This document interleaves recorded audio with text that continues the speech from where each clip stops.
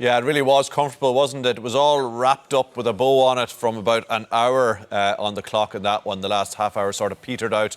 That's no problem for Chelsea. That man, Reece James, how good was he this evening? A goal and an assist.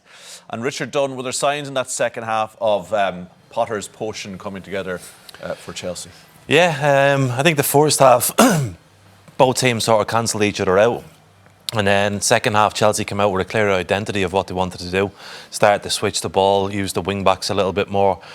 Even more intensity in midfield from Loftus Cheek to win the ball back, and they put Milan under a lot of pressure, and Milan just sort of crumbled, and they didn't have anything in them to fight back, and Chelsea showed their superiority with the goals and looked very, very comfortable in the end.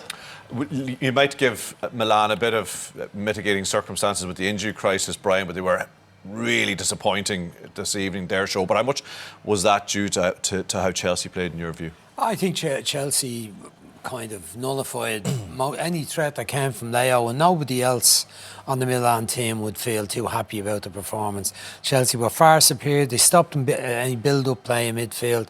Tonoli never really got into the game. Benacer was poor. Giroud hardly had a kick in the match.